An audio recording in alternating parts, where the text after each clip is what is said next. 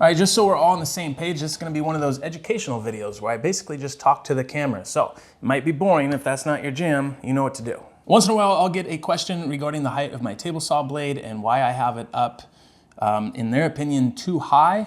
I think it comes from a safety standpoint. I'm not really gonna debate the safety aspect of it because I think that's a very personal opinion to very many people. We're all comfortable with doing different things and we've all been taught different ways. So we're not really gonna get into that, but what I wanna do is bring you in here and show you exactly what your saw blade is doing and give you a couple of alternatives to think about when you're milling your material. All right, so over the years, as a general rule of thumb, you're gonna hear me say that term over and over again. As a general rule of thumb, the bottom of the gullet goes roughly to the top face of my material here. So for those that don't know, the curved part down here at the bottom, that's called the gullet, and that of course is the tooth. Now, blades come in a lot of different configurations and geometry.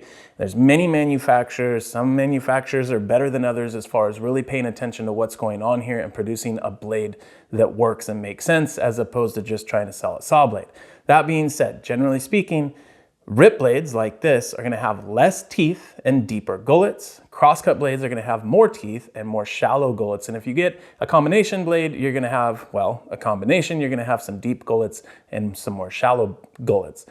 And again, generally speaking, when I go to make a cut, I put a new blade in here, I set the bottom of that gullet to the top face of my material.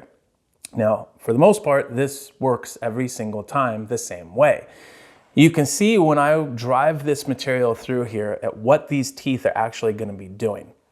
If I get to here, where now I'm going to be finally meeting the top of this board and slicing all the way through it, you'll see that this tooth enters the cut at an angle. It's, you know, not quite 45, but it's at least at a decent angle. That means that it's not going to be tearing through the top face and causing me any sort of a rough cut.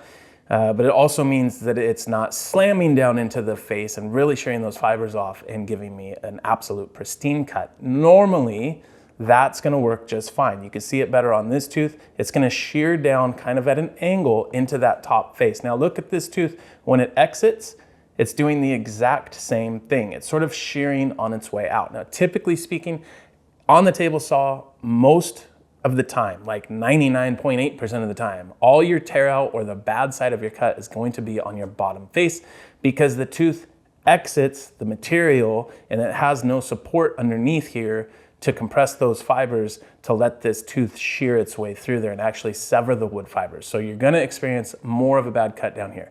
Now I know you can get a zero clearance insert. Zero clearance inserts work really well.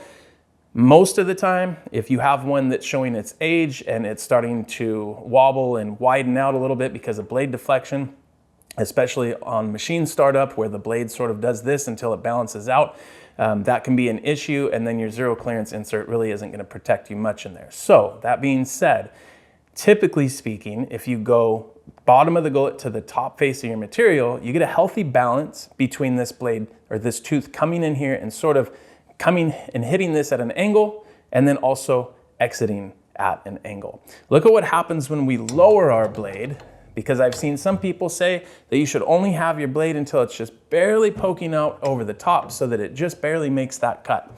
But look what happens here when it actually comes into contact with the top of my material. You see how it's almost upright in comparison to the board, the top part of the board?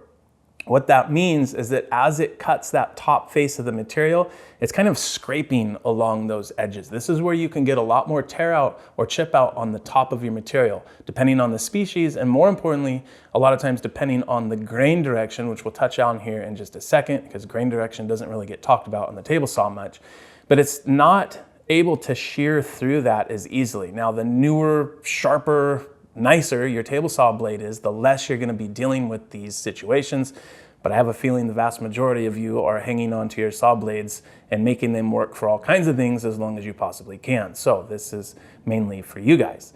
So our blade coming into the cut, or our tooth coming into the cut, it's kind of raking across that face, possibly giving us some chip out. And then at the bottom, we didn't really change a whole lot when that tooth exits the cut. It's still coming out at relatively the same angle. Now here's what makes a huge difference is when we raise our blade up. Now that tooth is slamming down into the top face of my material. It has no choice but to shear that off. So this is probably gonna give me the best cut on top, but then look what happens when it exits. It's just blowing out the bottom like crazy. There's no way, because I have no way of shearing into this material and kind of scraping it at an angle anymore. I've almost completely lost that angle altogether. So now, really nice cut on top, not so much on the bottom. And again, it depends on the blade, the material that you're cutting, but for the most part, this isn't really going to work. What does work is dropping this down and running the gullet, the bottom of the gullet, to the top face. Now we have sort of a healthy balance between the entrance on that tooth and the exit. And we kind of end up with a decent cut top and bottom, and usually all is well. All right, now there's a few situations that I thought of where I might actually want to use what we just learned about how this blade is actually working to manipulate the cut that we have. First of all, if this was a normal furniture piece, I would have this side coplanar with this side. They'd both be jointed, they'd both be run through the planer, they'd be nice and finish ready. And then this side would be jointed as well, and this would be 90 degrees to both of these faces. And when I get this in here, all I'm trying to do is rip this rough edge off.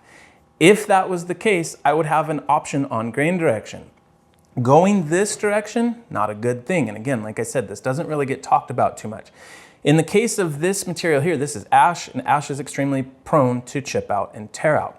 I have the gullet set roughly, the bottom of the gullet to the top of the face here, and I wouldn't be too worried about this, except I'm going against the grain here. Not here, of course, because I'm working around this knot, but once I get to here, I'm going against this grain. As this grain from where I'm at is running into the blade, these teeth can tear those pieces out right here, depending especially on how high our blade is. Now, if that was the case and this was a furniture ready piece, I would just flip it around like this. That's the no-brainer solution. Now I'm not gonna worry about tear out at all. I don't have to adjust my blade because now I'm going with the grain here, of course, until I get down here on the end, but this is sort of a unique situation. What if though, I had a rough piece of material where I wanted a flat, nice side here, this bottom face. I wanted two jointed edges here that are 90 degrees to that bottom, but then I wanted to preserve the rough look of the top. Let's say we're working with reclaimed material. When I get this to the saw, depending on which is the jointed edge, I may not have the option of flipping this board over, because if I flip it over this way, that rough face is gonna be wobbling all over the place and I'm not gonna get a 90-degree jointed edge. So I'm stuck with it, just like this, the way that it is, and I have to tear off this edge. Well, once again, if we raise that blade up, because just because we have a rough surface doesn't mean that we want to introduce any kind of a tear out or chip out on this edge. Raise that blade up, and now my teeth are cutting, severing down into that material. They're kind of each one just slamming down into here. And now I'm pretty sure that's gonna give me the best results, about as sure as you can be, of course, of getting a nice clean top face here. And now when I run all those boards through, they're all gonna go together and I'm not gonna introduce any tear out to any of those joints. So this is one situation where having the blade up really high can make a big difference. Another situation might be if I am not going to make a cut all the way through this board. So let's say that I want to take and cut to about right here, and then I'm going to cut right here and remove this chunk. Now obviously I can't do all of that in one pass. So what I'm going to do is, let's say I'm going to start right here. I'm going to cut all the way through here. With my blade low like this, see how much and how long this kind of a radiused angle is right here. Well, when we raise the blade up, we change that a considerable amount. Now we're basically going straight down into it. So if I'm making a non-through cut, that's usually a term I reserve for something else like a dado, but in this case, it's not going all the way through the material. Then what that means is I can get closer and closer and closer to my layout line and then stop, turn the machine off, pull this out, and then cut that little piece off there. And I don't have so much work to do to that. So this is another example where I might actually benefit from having my blade be really high up in the air. And the one last thing that I could think of is cutting really thin material, especially if you're working on big full sheets like you know, a full 4x8 sheet. When I used to do acrylic, we would have to deal with this all the time. And the workaround was to raise the blade. So here, bottom of the gullet, roughly on the top of this face, this would make a nice clean cut. But if you've ever been working with thin stock like this, and it floats and flutters and can even try and climb up the blade sometimes, raise the blade up a little bit and it'll almost all completely go away. Some of that has to do with the air that's the turbulence basically that's generated from the blade itself, and it's coming up through here and it's pushing, and that's lifting this material up. Yes, I know using a decent, you know, like a micro jig gripper, which I have right here, something like this is going to help on a small piece. Obviously, we'd take this leg off. That's going to help push this down to the material. It's not going to do much when we're ripping and cutting up a large sheet of something that's very unwieldy, and you have to kind of float it down into the saw like this. You don't really have the option of doing something like this. So raise the blade up a little bit, and that's going to pretty much eliminate this from chattering and giving you a bad cut or trying to walk over the saw blade. All right, so hopefully that just gives you guys some food for thought. I tried to condense it and make it as quick as possible, but this is one of those things where you just have to explain what the heck is actually going on. So if you really think about how your teeth are coming into the cut and exiting the cut, and then adjust your blade accordingly, it can really be beneficial. Now, that being said, there's a lot of manufacturers, they all make blades a lot of different ways.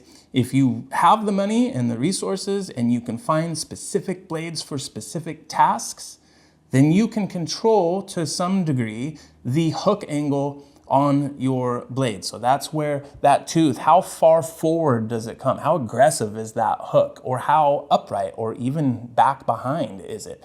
If you start looking at the geometry of how blades are actually manufactured, there's a lot that goes into them, and you can get blades tailored to all the different tasks that you might have. But like I said, I think the majority of you guys are probably holding on to whatever blades you have and just making them work. So the idea here is to think about how they're working and see if you can get them to work any better for you.